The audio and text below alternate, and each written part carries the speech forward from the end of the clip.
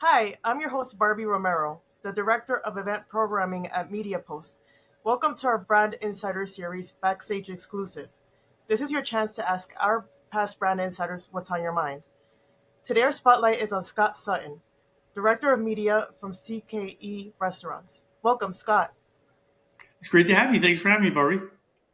So, we saw you speak at the last Planning and Buying Summit. You spoke about the Super Bowl campaign with Alix Earle. Some of the viewers were curious as to why you partnered with her, what drove the decision to partner with her. Yeah, so it was a big decision to partner with Alix. It really all started with the insight that the day after the Super Bowl, a lot of people are hungover. It's like the biggest day that people call in sick for work. And that was kind of the insight we started with. So we're like, who can we partner with? Who can we kind of like latch onto this cultural moment? Everybody watches Super Bowl ads. There's so much excitement around what's going on, the build up for it. How can we tie into that and tie into, that? So we came up with the hangover burger and we wanted to promote that. And we found Alix would be kind of a great partner for that because she's so authentic to herself. I mean, that's what her viewers kind of tune in and follow her for. She has a huge social following, and people tune into her to get tips for what to do. So we thought that was a really authentic, kind of natural partnership. So she kind of helped come up with what was in the Hangover Burger, and she really got behind promoting it. So I think when you're picking someone like an Alix Earle, it's all about authenticity. What's your big insight, and what's a powerful way to bring that kind of to market.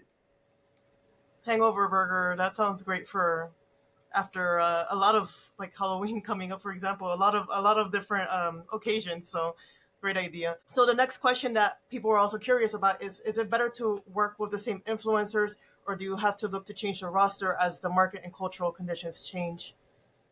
Yeah, you absolutely don't want to be tied into any one in particular. We always are working with a lot of different influencers, and we kind of had lightning in a bottle with Alix. I mean, it was the right time with her. It was very authentic to what she was about. Um, but we also are working with a lot of other influencers. We recently did a program around our where we turned a Carl's Jr. into a disco, and we brought in all kinds of influencers. Alix was certainly a part of that, but we're always looking to kind of expand our roster. And it's all about kind of being culturally relevant, finding kind of who's hot, who's relevant to the brand, and kind of building from there. We also just did a really interesting one this summer with the Rizzler on the Hardee's business. And that was one where we kind of mimicked the Sandlot, um, the movie, and we kind of created this little spot that just kind of blew up. So you never know when those little nuggets are going to hit. You kind of always have to have your foot in the water, trying to figure out what's going to be kind of resonate with your audience. Yeah, definitely. And the next question that people had were, so some brands will activate during tempo moments like the Super Bowl. Do you have any advice for those brands? I know that these things are very costly, so they just wanted to get some advice. Well, like I would say with the Super Bowl, we didn't actually buy a Super Bowl ad. That was kind of the powerful thing there. So we were kind of stealing attention and borrowing the attention from that big cultural moment. So kind of like how we picked the partner, you want to tie into something that's super relevant to your brand. How can you stand out? And then what's kind of your angle in with it? So, I think Super Bowl was such a popular thing. And, we got credit for actually being in the Super Bowl, which was kind of cool when we didn't actually spend money to do the ad, but everybody kind of thought we did because of the way we activated it. So that was a full like 360 campaign that kind of hit on all cylinders across all of our channels. That's So find awesome. the right thing, and then just make it as big as you can across all your channels, not just one. That's like an awesome hack. So you weren't actually paying for the Super Bowl; you were just adjacent to it. So that's awesome. Yeah. So the next question, let's switch gears a little bit. How do you motivate and inspire your team?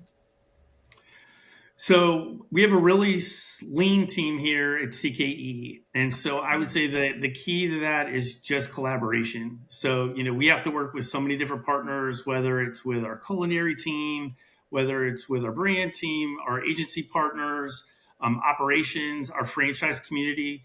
And it's just really the more you can keep everybody, bring them in early, get their ideas, make sure you incorporate it. That's how you really are able to activate on those 360 things. Because, if it just lives over here, if it's just a media idea or it's just a creative idea, it doesn't get as big as when you get everybody behind it. When you get the franchisees behind it, you get your culinary, everybody gets excited about it and it makes it so much bigger. So I think making sure that you bring people in early and collaborate is really key.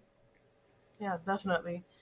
Is there a recent campaign for a brand that you wish you were a part of or you admire?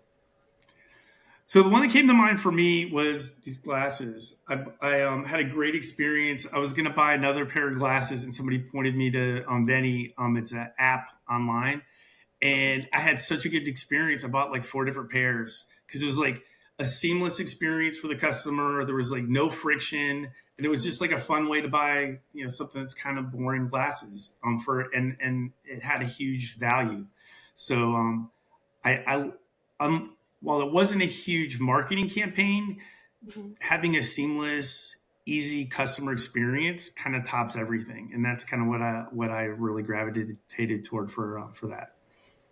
Yeah, yeah, like that's one thing that some brands get wrong is when you get to their website, things there's a lot of friction, and then you lose that customer. So having a seamless customer experience is definitely key.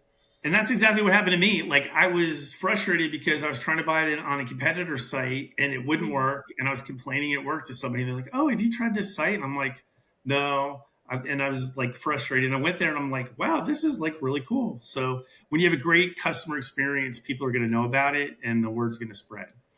Yeah, definitely. So we're part of the show where I will ask you some rapid fire questions. Are you ready? I'm ready. Great. So what is your favorite app for efficiency of your team?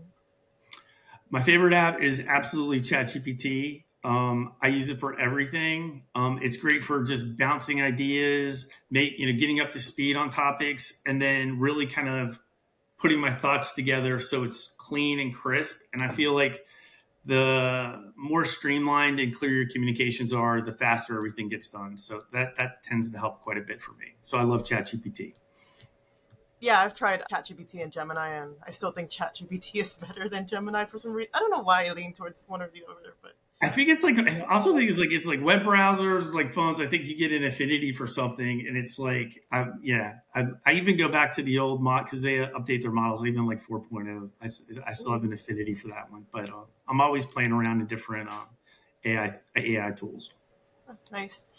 All right, and then another one could be controversial. What do you wish we would stop doing as marketers? I think that with marketers, I think a lot of times we forget the basics, and it's all about like who's your target audience, how you're going to reach them, what's the message, and just making sure that you're consistent and you stay the course. And I think a lot of times we get tired of things before our consumers do. So, fundamentals, the basics, and staying the course, I think are what marketers need to do as opposed to chasing the shiny object all the time. Yeah, definitely. And the most important question of all, what is your go-to order at Carl's Jr.?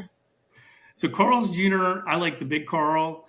It's two patties. They got like a special sauce. I live on the East Coast in Tennessee, so I don't get out to Carl's as much. They're a West Coast brand, but I always get that zucchini fries, which are amazing, and our hand scooped cookie milkshakes. That's my go-to order at Carl's Jr. Nice. I only went to Carl's Jr. once in my life. I believe, around Las Vegas, and I'm like, I want to try it again. It was so long ago. I did not know that they had zucchini fries. That's awesome. The zucchini fries are amazing. We have really great sides, just iconic burgers. And like you said, after some Halloween parties, breakfast burger is not a bad idea. Definitely. Thanks so much, Scott. Thanks for joining us. I appreciate it. Thank you for having me. Thank you to the audience for tuning in. If you have any questions or would like to be featured yourself, contact me at barbie@mediapost.com. Take care.